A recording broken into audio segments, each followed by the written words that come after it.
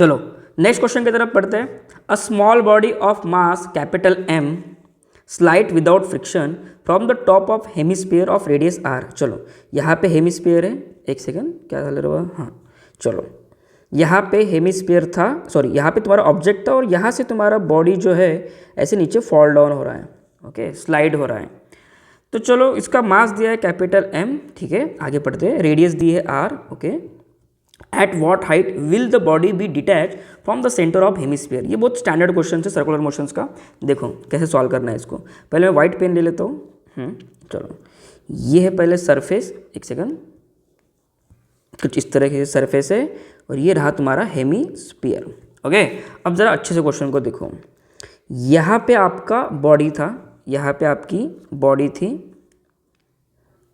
कुछ ऐसे, ठीक है। अब ये बॉडी जब आगे बढ़ेगी यानी कि स्लाइड होगी तो ये कुछ यहाँ तक आएगी और ये पॉइंट पे, ये पर्टिकुलर पॉइंट पे आपकी बॉडी जो है सरफेस को डिटैच हो जाएगी, यानी कि सरफेस छोड़ देगी। तो ये सीधा ऐसे आती है बॉडी, ये सीधा ऐसे चली जाएंगी, सरफेस को अटैच नहीं होगी, ठीक है। चलो ये वो वाली केस है।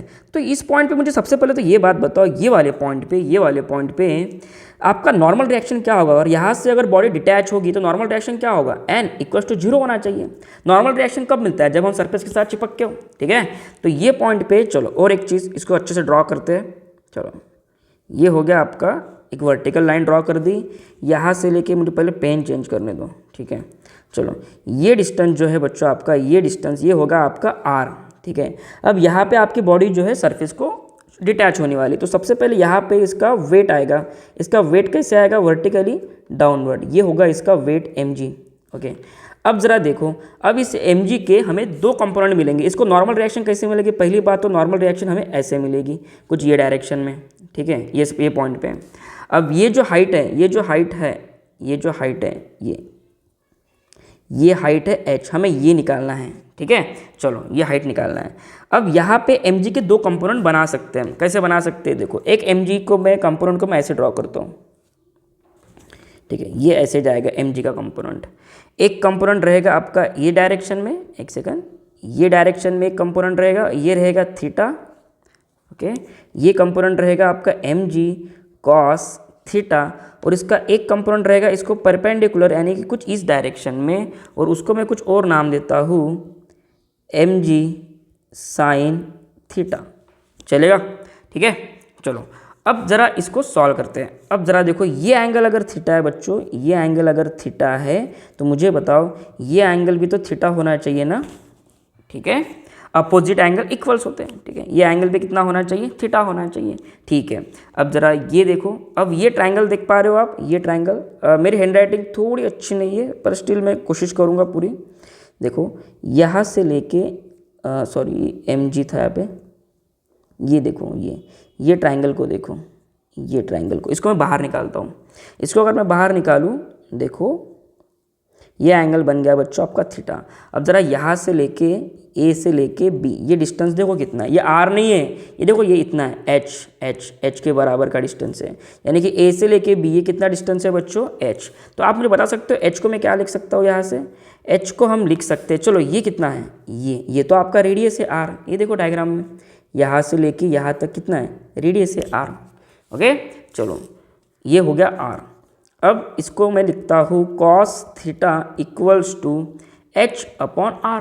तो यहाँ से आपका h क्या हो जाएगा, h मिल जाएगा आपको cos थीटा × वॉट रे r। चलो ठीक है, हमें h ही निकालना है, हमें r दिया गया है। अब हमें सिर्फ cos थीटा की वैल्यू निकालनी है।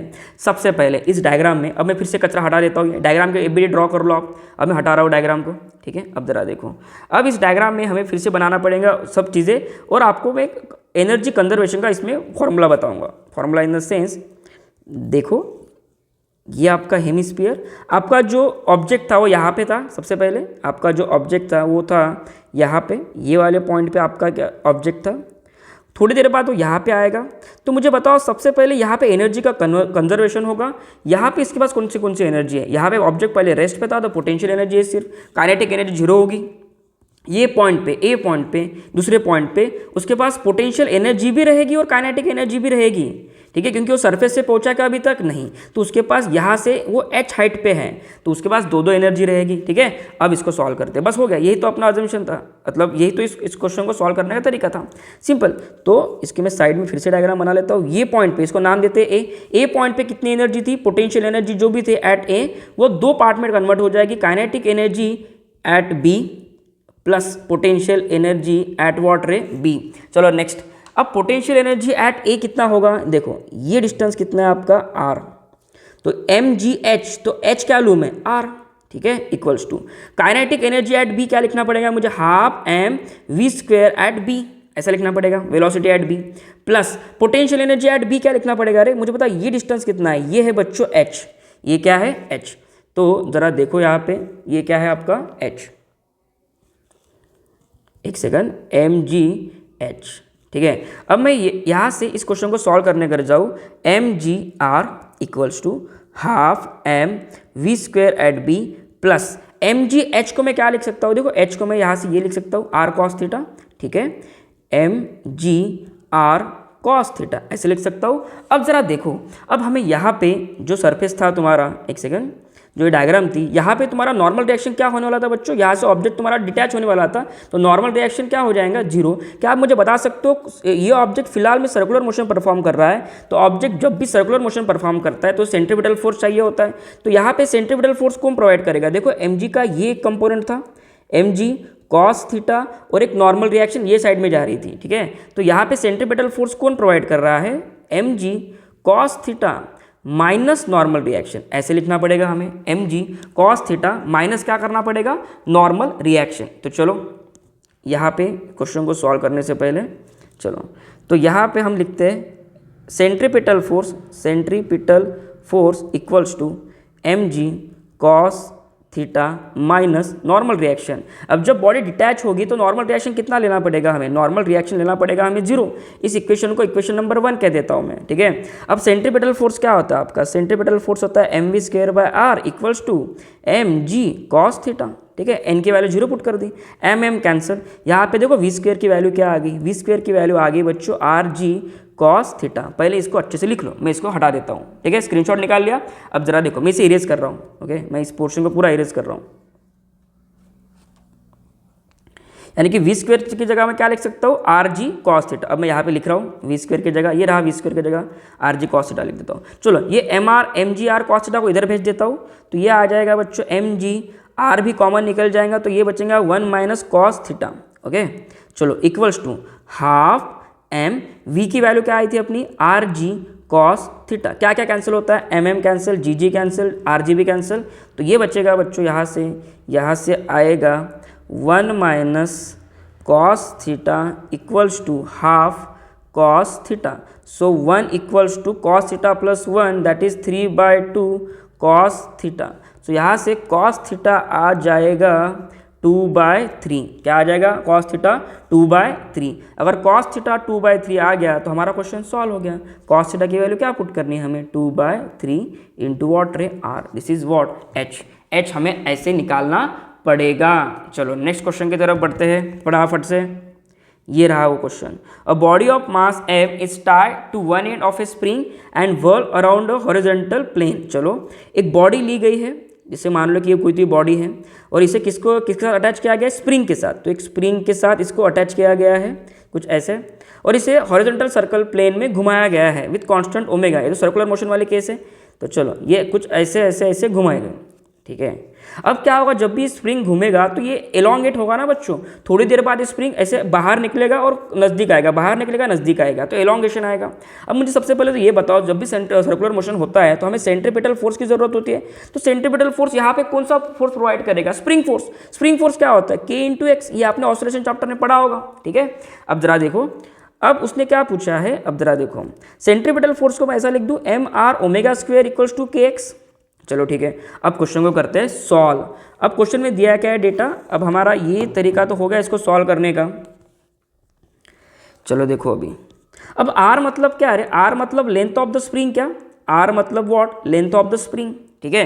अब थोड़ी देर बाद क्या होगा, तुम्हारा स्प्रिंग मान लो घूमते घूमते यहाँ पे आ गया ऐसे, और तुम्हारा ये थोड़ी देर के बाद जो स्प्रिंग है तुम्हारा, ये सरफेस को मतलब सर्कल से थोड़ा दूर जाएगा क्योंकि वो एलोंगेट होगा, ठीक है, यानी कुछ ऐसे दिखाई देगा। चलो मैं यहाँ पे दिखा देता हूँ, तो ये सर्कल से थोड़ा एलोंगेट होगा। चलो एक्चुअल लेंथ हम यहाँ से इतनी ले ली थी, तो ये क्या हो गया, ये इसको कहते हैं एक्सटेंशन या एलोंगेशन। चलेगा, अब क्वेश्चन को पढ़ते हैं। पहले केस में उसने दिया if elongation in the spring is 1 centimetre, elongation in the spring is 1 centimetre if the angular velocity is double. अच्छा, पहली वाली केस उसने ऐसी दी है, देखो m लेंथ ऑफ r मतलब length of the string into omega square. Length of the string क्या लूँ मैं पहले केस में, l प्लस x लेना पड़ेगा हमें, x1 equals to k equals to what, k into x1, ठीक है। ये इक्वेशन 1 हो गया पहले केस में। सेकेंड केस में उसने क्या किया, angular speed is double, W बढ़ा दिया, बाकी कुछ चेंज किया क्या, नहीं, और बोला कि elongation in the spring is 5 centimetre, simple. Second case में m ओमेगा स्क्वेयर, अब ओमेगा 1 और यहाँ पे ओमेगा 2 लेना पड़ेगा। सेकंड केस में लेंथ ऑफ द स्प्रिंग तो उतनी है लेकिन एक्सटेंशन बढ़ गया, h2 हो गया, ठीक है, equals to k, spring constant नहीं बदलता, कभी स्प्रिंग कांस्टेंट सेम होता है अगर आप स्प्रिंग नहीं बदलते हो तो, x2 इक्वेशन नंबर 2।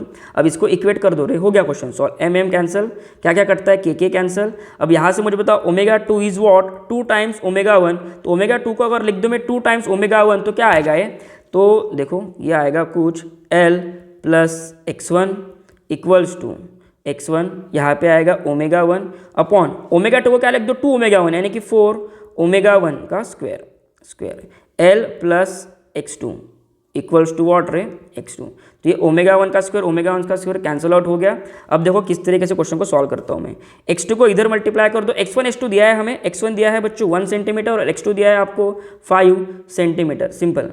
तो इसको सॉल्व करते हैं, l plus x1 is 1 centimetre equals to 1 centimetre upon 4 into l plus x2 is what again 5 centimetre equals to 5 centimetre. अब इसको सॉल्व करो, simple, 5 into L plus 1 equals to 4 into L plus 5, okay, तो 5l plus 5 equals to 4l plus 20, ठीक है, ये हो जाएगा l equals to 15। तो ये ओरिजिनल लेंथ जो है इसकी स्ट्रिंग की वो आगे कितनी, 15 सेंटीमीटर, ओके।